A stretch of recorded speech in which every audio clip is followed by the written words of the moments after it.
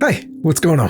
This is a new thing I'm trying out. I don't normally talk about movies all that much on this channel, but a lot of stuff happened in 2021, from Marvel stuff to generic movie stuff to online streaming platforms. So much has been going on. When I sat down and wrote this list, I was like, adding one more thing and then one more thing. All of a sudden I had a top 20 or 25 movies of 2021. It was kind of hard to pick the best ones, but I think I've nailed it down to what I found to be the best movies of the year. There will also be a part 2 of this video, which will talk about the most anticipated movies leading into 2022. That one's coming out in a couple of days, but for now, let's talk about my favorite movies of the past year.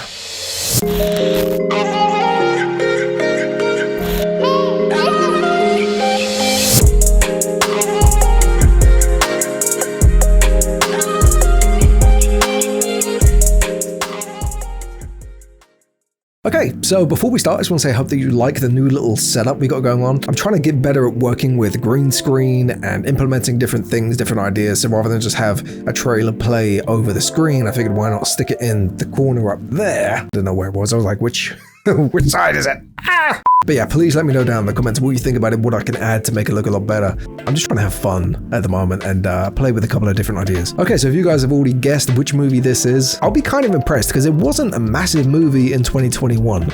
Without Remorse is a Tom Clancy Rainbow Six kind of vibe, but I'm not familiar with the series, right? I know there's been previous movies. I think Snake Eyes was like related to it in one way or another. I honestly don't have a clue, but I went into this movie thinking it was just going to be a generic action movie, and there was actually so much heart. There was so much emotion and stuff that you don't really find in action movies these days. Even Marvel, it's very hard to find like raw, pure emotion throughout the majority of the movie. This had it. I mean, there are moments where it is just action. The action was on point. The storytelling was on point. His reason for going out there and kicking ass was on point. There wasn't a single moment in the movie I was like, well, I'm not really feeling it, or that doesn't really make sense. Michael B. Jordan just delivers 100% of the time. I think next to Creed and Black Panther, this is probably up there with one of his best performances of all time.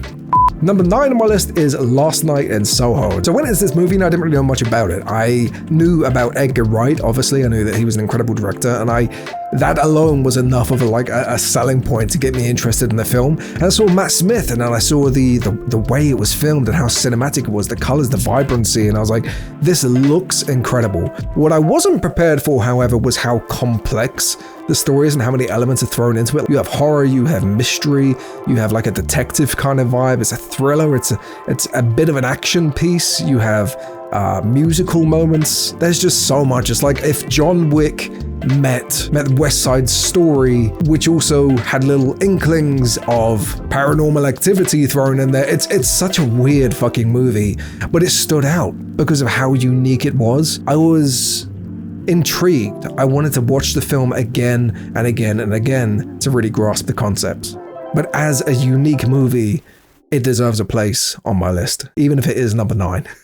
Don't Look Up. I don't mean you, I mean that's the name of the film on my list. So number 8, Don't Look Up, is a relatively new film. I think it came out a couple of days before Christmas or after Christmas, and it was totally unexpected, again, like Last Night in Soho. I watched the trailer for this one, which I didn't with Last Night in Soho, and you get a grasp of what's going on. Meteors coming down, gonna destroy the planet, but you don't really understand like how politically involved this film is. I know that Leonardo DiCaprio is obviously a big fan of saving the earth and things that we should all be concerned about. This movie pushes it in a way that is humorous, which is very relatable in this day and age. Like, I genuinely believe that if there was a life-threatening event or something like that, we probably would just ignore it and carry on watching the Kardashians. It's a really good demonstration of where we are as a society, as a group of people, as a community, and how distracted we all are. It's weird. It's one of those ones you have to watch to really be able to get it. There are incredibly funny moments throughout the film. I think Jonah Hill was hilarious. Even Leonardo DiCaprio, he had some funny moments, but when he's serious, he's serious. You know how great of an actor he is. Combine him with Jennifer Lawrence and you've just got a really great show. Weirdly, Jennifer Lawrence didn't really stand out. It was all the side characters that made this film the masterpiece I think it is. And definitely, again, one of the most intriguing pieces of cinema that I have watched this year.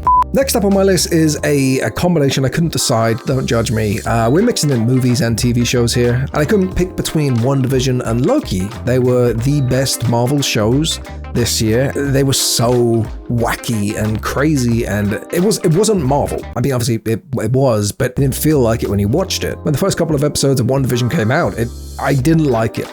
I really didn't. It was weird. It wasn't what I expected. There was so much wrong with it in the sense of like, it was really old-fashioned-y and old-timey, and that's not my kind of thing. And then as it progressed and, you know, the cinematography became more modern, you saw the transition, you started unearthing all the characters, you learned more about Vision, you learned what was going on with S.H.I.E.L.D., and then you started figuring out what Wanda was doing, trying to keep Vision alive after the events of the previous movies, which, you know, it was there, you got it, but you didn't understand the implications it was having on the rest of the MCU. It was really good, and by the time that S.H.I.E.L.D. started intervening with Wanda, trying to break through her barrier and stuff like that, that was the point where it really caught my attention. I think all of that made for one of the best MCU experiences that I've ever had, especially as it was one of the first TV shows coming out of Disney+. Like I said, it is a tied 7th place with Loki, because Loki was one of the most fascinating, one of the best MCU experiences I've ever had. It wasn't as wacky and crazy as WandaVision, but again, it still didn't feel like a fully fledged Marvel film. It felt like you took Tom Hiddleston and his role as Loki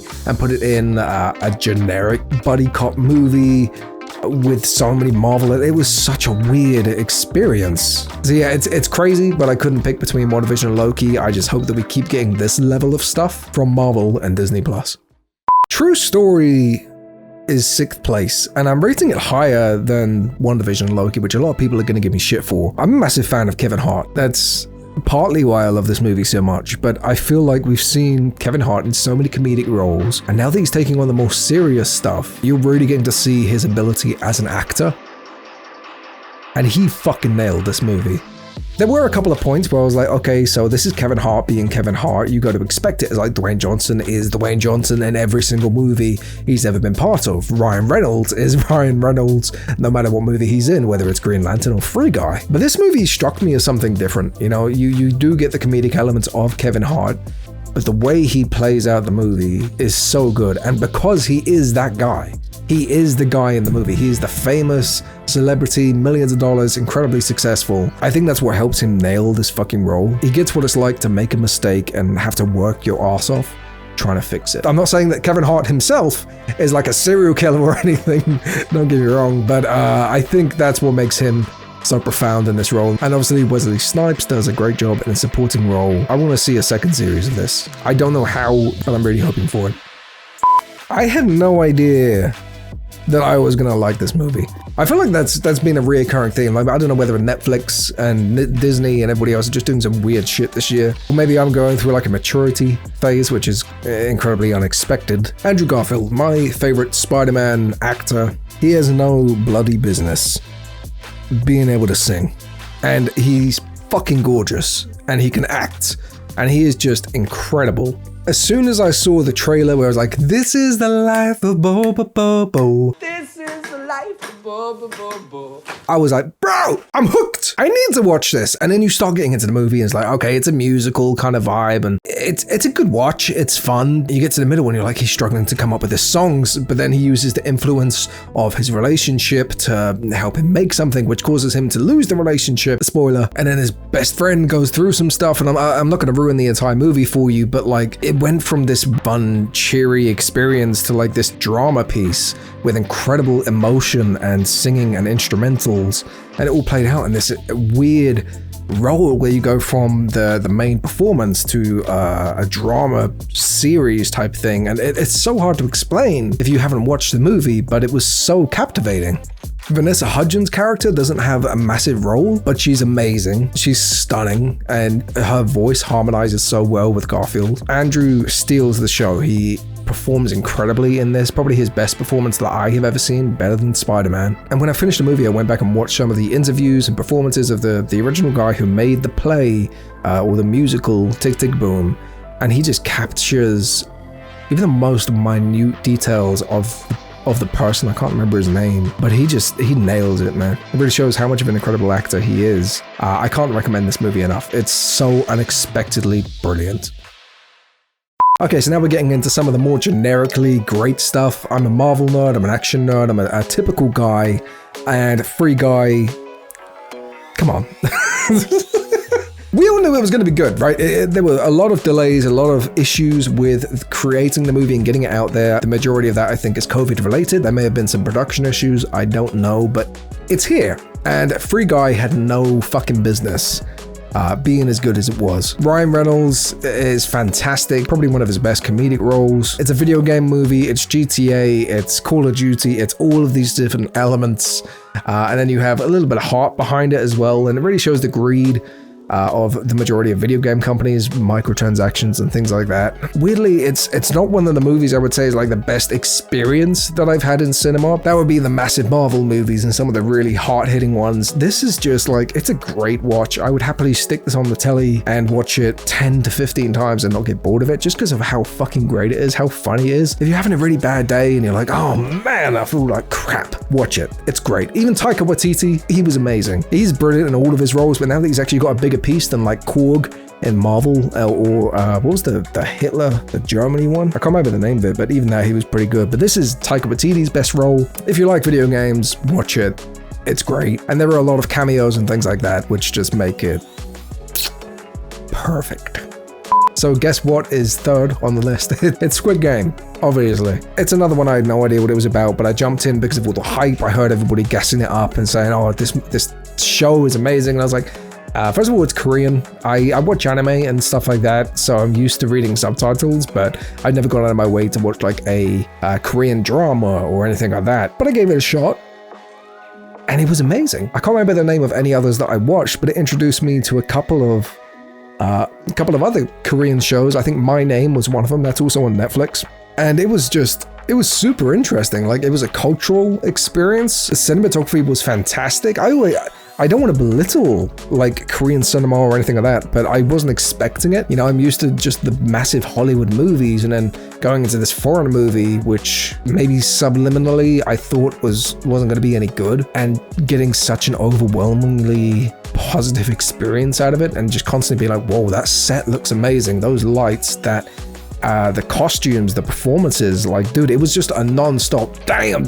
It was just a non-stop, oh my god, every fucking episode, something new, something exciting was happening. And again, it was a standout show. I hadn't expected it. Squid Game deserves third place on this list. It's confirmed for a second series as well.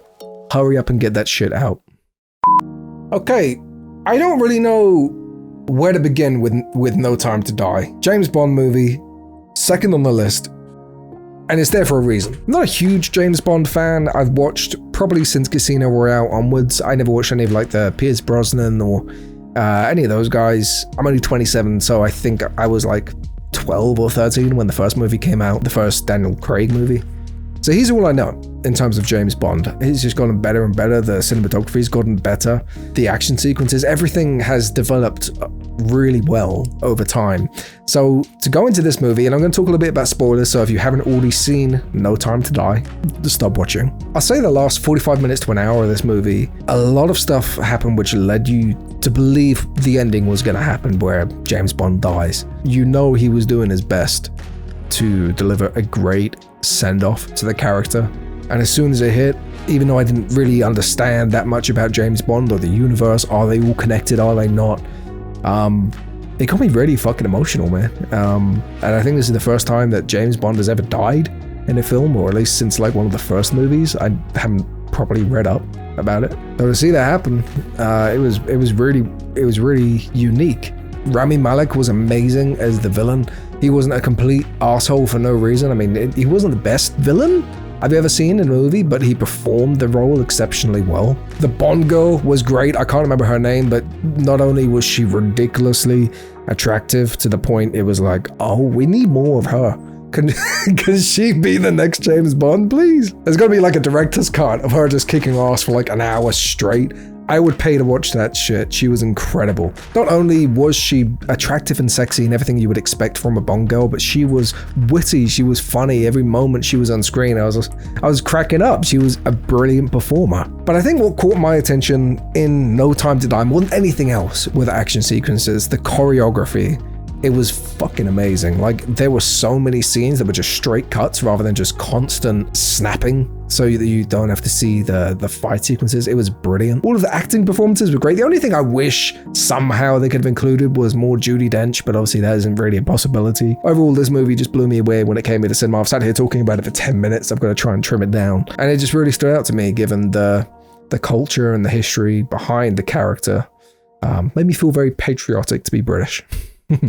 So before I reveal what the number one movie on my list is going to be, which if you know me, you'll know what it is already. I want to give some shout outs to some great movies that I've seen throughout the year that didn't make the top list, but like I said, there were so many great movies this year. I just feel like a couple of them deserve some honorable mentions. The first of which being Fatherhood. Kevin Hart, again, great performance. It wasn't his best, but it was still, as a dad, I really liked it. There were a lot of relatable moments. Godzilla vs. Kong, great movie. Good fight sequences, but would I go out of my way to watch it again? Not really. Eternals, not one of the best MCU movies. A lot of things wrong with it, but still kind of an interesting thing. If you like the Justice League and DC movies, you'll definitely like this. Spiral, again, not one of the best movies. Feels like a watered down, soft-core horror movie, but definitely one of Chris Rock's best performances. Samuel L. Jackson's just there for the paycheck. It's fun. The Snyder Cut, glad it happened. Wasn't overly thrilled with the results, but I'm glad it happened, and I think Zack Snyder deserves it, and it's way better than the original. Mortal Kombat, one of the best video game movies we've had, still not brilliant, but they're on the right track. Nobody was a great film. It's not on my top 10 list, but it's still an enjoyable watch. Afterlife was a very interesting watch. There's a third, I think, final season coming out soon, and I'm excited to watch it. Again, it's not top tier, but it's fun. It's an emotional ride. Made, directed by Scarlett Johansson. I feel like, looking back on it now, I feel like I probably should have included it in my top 10 somewhere, maybe on par with like WandaVision and Loki. It's good. If you've got wacky parents, or perhaps you are a parent, I think you will be able to relate to a lot of this shit. A lot of the shit that's in the movie, like the struggle to try and survive with a kid. But I think if you're just a general consumer who loves Marvel movies, maybe you're a teenager, I think it will bore you to tears. But I really related to it. My missus loved it. Shang-Chi, Black Widow, Falcon and the Winter Soldier, and Hawkeye could all probably be missed happily. I feel like every single one of them was just a way for Marvel to introduce new characters leading into the new phase. They didn't feel like exceptional standalone Marvel movies the way that Iron Man did, or Captain America, or it felt like an introduction to the future of Marvel, with the exception of Kate Bishop. I thought she was hilarious. I thought she was brilliant, and I can't wait to see her in future MCU stuff. I really liked Awkwafina in Shang-Chi and Shang-Chi himself, but the movie itself was a little bit bland. Black Widow can go fuck itself. Falcon and the Winter Soldier was a good attempt at like a buddy cop movie, but I feel like Loki did it better. Anthony Mackie was okay in the performance, but I think what really stood out with that was the new Captain America vibe they were going with. That stood out more than anything else. If you're a Marvel fan, you're gonna watch them anyway. Would I try and convince my missus to go and watch them with me, like I did with Endgame and Infinity War and whatever else? No, because they'll bore her to tears. So that leads me to my favorite movie of 2021, and like I said, if you know me, it's obvious. Spider-Man No Way Home. The hype, the excitement, the 20-year build-up, the Sony and the Marvel meeting, and dude, it was amazing! I wasn't making videos at the time that this movie came out, but I wanted so badly to just jump in front of a camera and talk about all the hype, talk about the theories and the guesses and the characters, and oh dude, there was so much going on. Even when I got to the theater, I watched the movie. There were elements that didn't deliver, and I think that's mostly my fault because I saw so many spoilers, so many plot leaks, so many leaked images and things like that. But if you had gone into this movie not knowing anything about it, hadn't watched any trailers, hadn't seen any leaks, I feel like this would have been a better experience than Endgame. The only reason Endgame was such a big thing was because of how well they managed to keep everything wrapped up. Like, you didn't know what was going to happen at the end of it. But this, I personally knew pretty much everything that was going to happen going into it, and I didn't believe it. I was like, Andrew Garfield's coming back? What? Tobey Maguire? But even watching the movie, like, I didn't know Doc Ock was going to be one of the good guys. I didn't know how that was going to happen. I didn't know Aunt May was going to die. No Way Home just exceeded every expectation I had as a Marvel fan, as a cinema lover,